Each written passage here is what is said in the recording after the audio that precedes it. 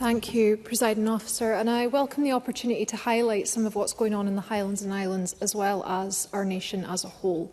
Scotland is rich with talent, skills and the facilities needed to achieve our ambitious goal of becoming one of Europe's fastest-growing start-up economies, and this is particularly true in the diverse landscapes of the Highlands and Islands. Whenever I travel elsewhere, I am struck by how big business often easily overwhelms many town and city centres, and I see endless Greggs, Pretts, McDonald's and other big names. So I'm always so grateful to return home to Harry Gow's, Asher's, the Highland Way, 112, Island Larder, Bad Girl Bakery, Red Shank, and I could fill about 4 minutes just listing a few more. These are amazing local businesses run for the local area by locals, and they're full of heart as well as truly quality goods and services. But it's not a given that we'll keep them. We have to support them, and that means government as well as local shoppers. Which is why, despite limited powers and an annually challenging budget, the SNP keeps offering that support. Over 95% of non-domestic properties continue to benefit from a lower property tax rate in Scotland than elsewhere in the UK, with over 100,000 exempt entirely. And we're leading in innovation too.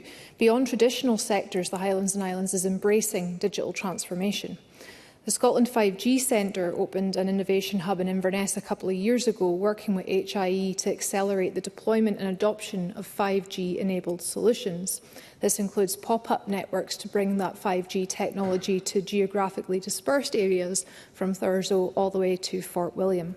And we're very lucky, I think, to have all the benefits of a successful Highlands and Islands enterprise. I see its impact every day with many new and future work streams, as well as the outcomes of various opportunities that were taken over the last few decades with its support.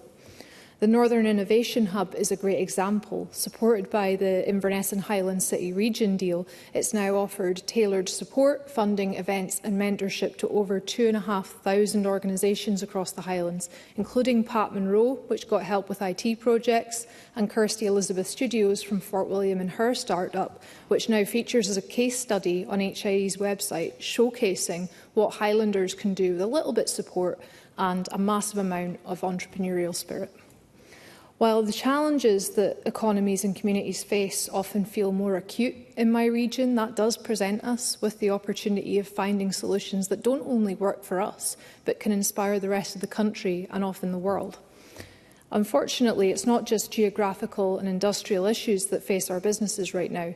There are political barriers too. Labour's decision to hit employers with a national insurance hike, reducing the ability of small businesses to contribute to our economy, forces them to choose between reducing the number of employees they have or paying those employees less than they otherwise might have.